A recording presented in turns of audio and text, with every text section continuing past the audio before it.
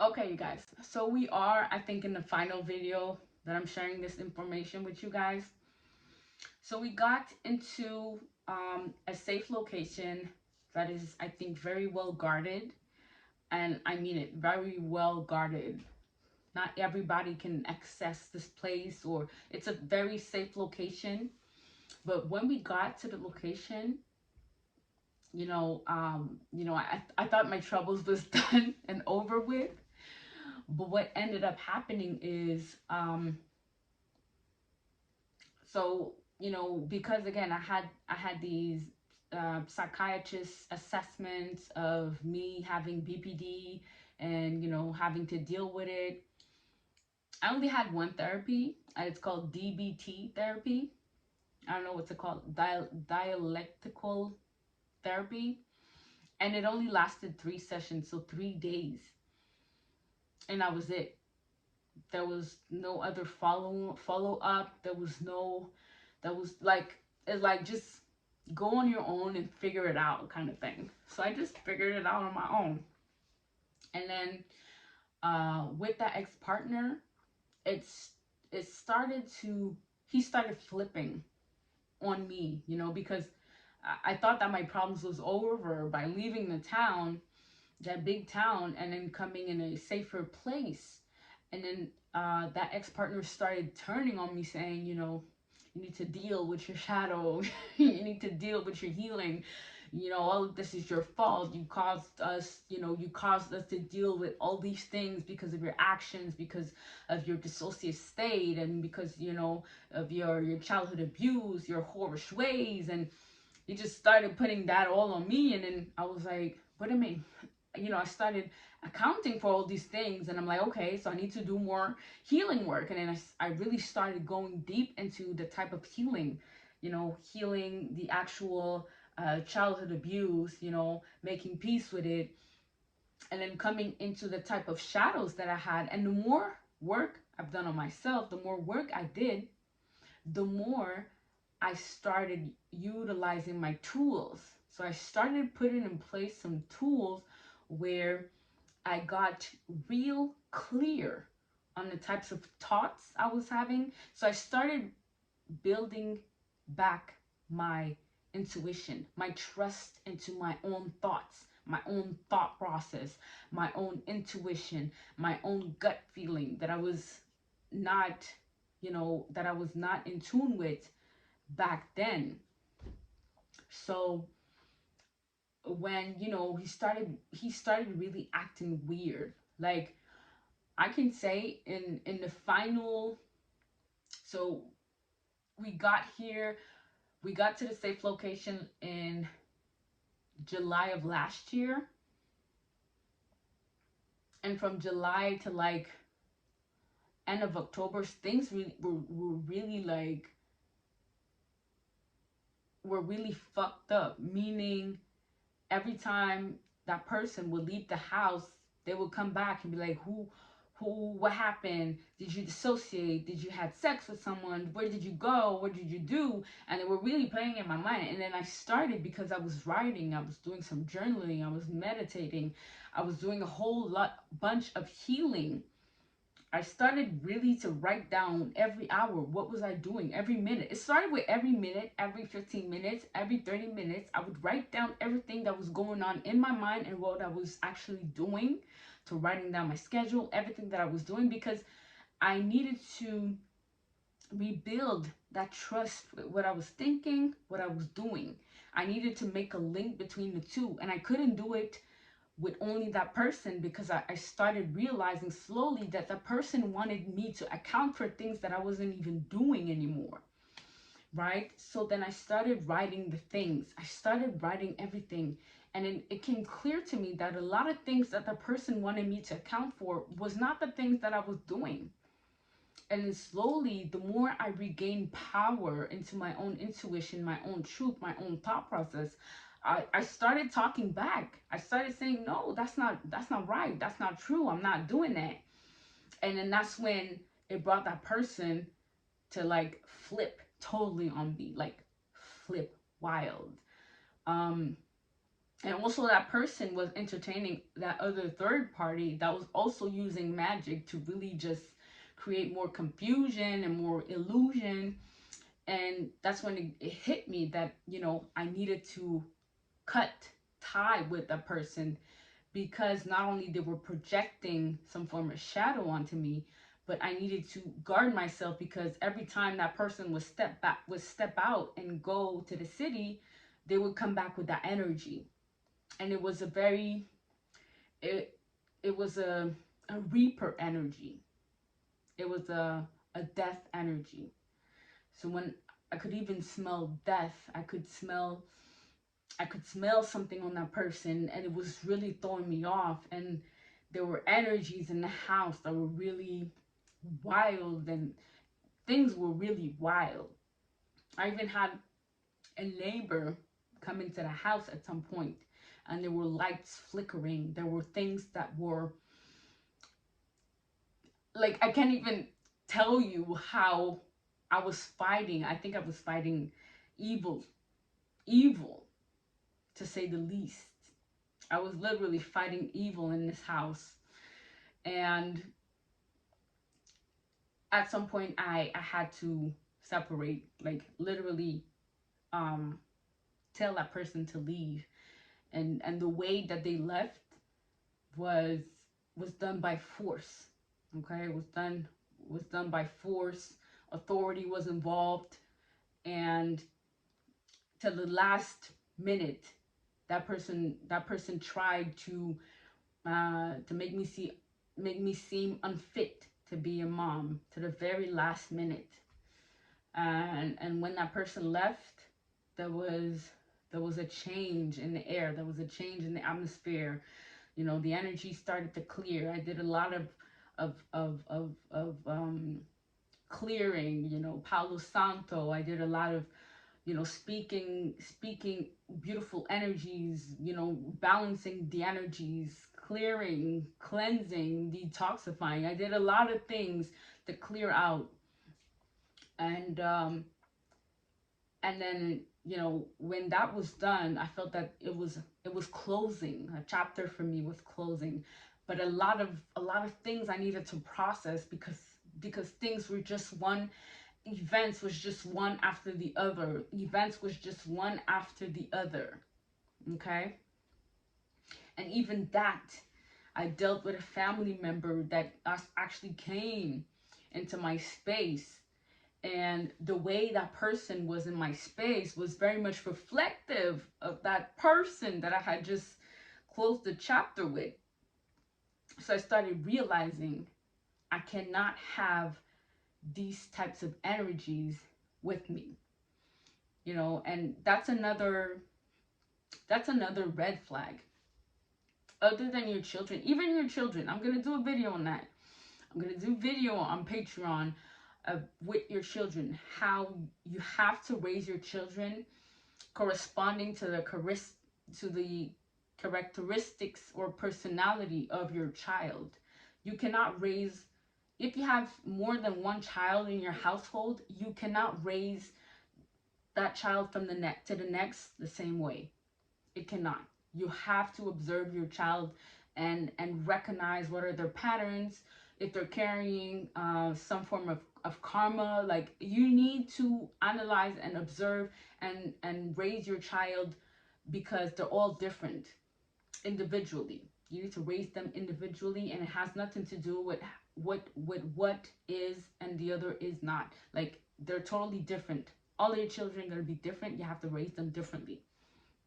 But that's just a little message out there. So I've come to the conclusion, you know, you cannot entertain anything in your space, especially if you are to do a certain work in this life. If you are chosen by the divine to do a certain work, if you have a special power, you cannot allow any types of individual in your space. How do you recognize that? If you are in a space with someone or an energy, and you're constantly tired, you're constantly drained at the end of the day, not because you've overworked yourself. That's not what I'm saying.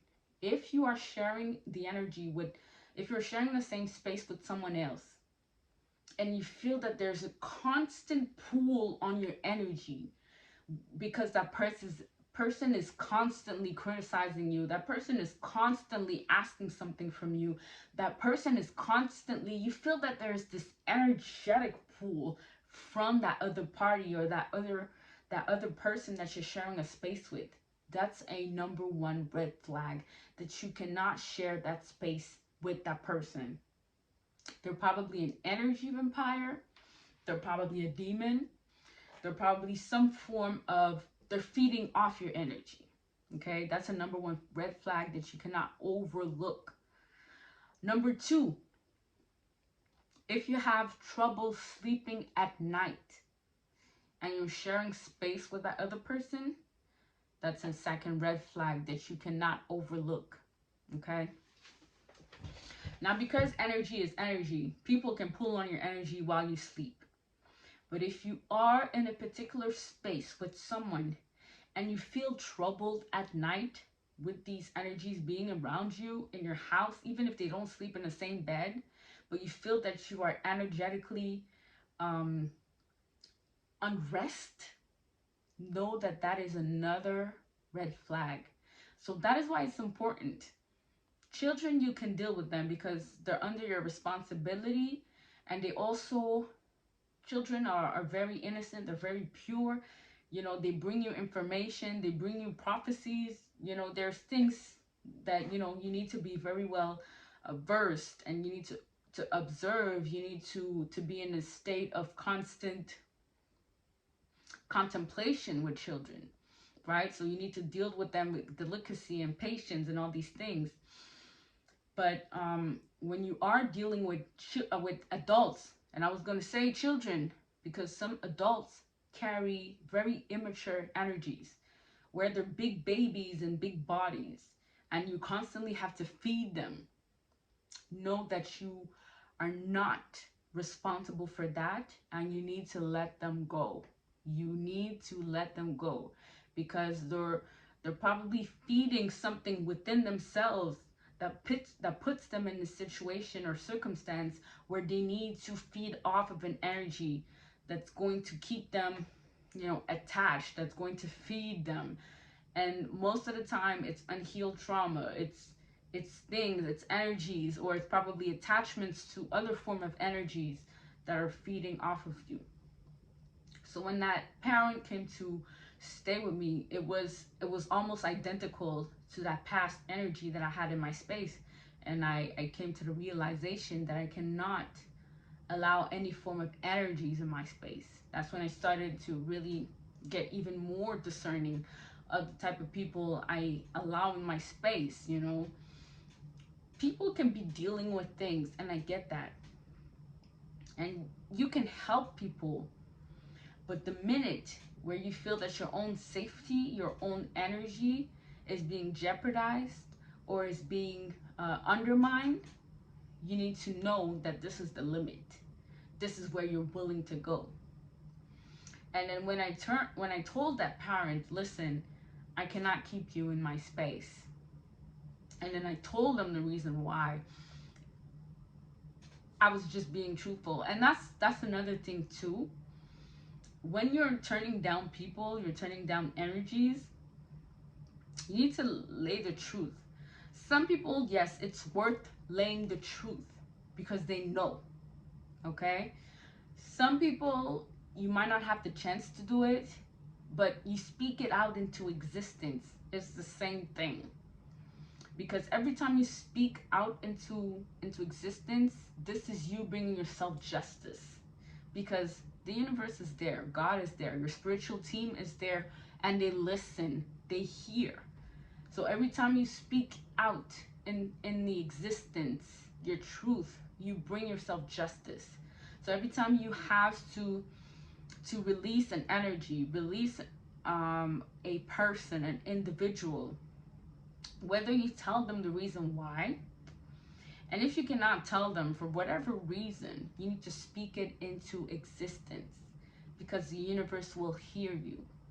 And know that the moment you speak your truth, you have accounted for yourself. And the truth can be, can be easily as, I feel drained every time I'm with that individual. I'm releasing them. It was good while it lasted. Like you need to do the balance. You need to do your own assessment of what you did, what that person did, if they were equally giving to you and equally receiving, if there was an equal and give and take. If it was not balanced, every time you speak your truth, justice is going to be served on both ends. Okay, that's one of the things that you really need to know, like knowing when to use your sword. And the sword is the truth, is your word, is the spell. Okay, so that being said, you guys, y'all, I feel light. I feel light because I was holding on to that story for the longest time. I did not want to share that. Again, because I was holding judgment against myself. I was maybe feeling a bit ashamed, guilty for allowing these things to happen in my life. But now I've come to the realization, every time you have to speak your truth and you hold it in, you are carrying more burden for that energy. You are carrying the burdens of certain energies that you need to let go of. And that's what I needed to do tonight. And I'm so grateful to my spiritual team that told me to do it. I've listened to someone on the internet, saying you need to speak your truth. and then I got confirmation because I asked the question. I was like, yo, do I really need to do this? And I got the feedback. Yes, you need to do this. You need to do this tonight. You know what it is? So that's what I did. And I'm grateful that I did. So how did I get out of that mess? The moment I started rebuilding trust in my own intuition, I started being accountable for my own toxic ways, my own toxic femininity, my own toxic masculinity, because we are made of both essences. And then I started healing my own child within. Then I was able to come into healing. And healing is continual. Is a progress. It's not something that is just set in stone and then once you hit a certain level, then you're done. No, it's a progress, because you're always going to be dealing with individuals. We're here to experience life, right? So that being said, I will be sharing content on Patreon.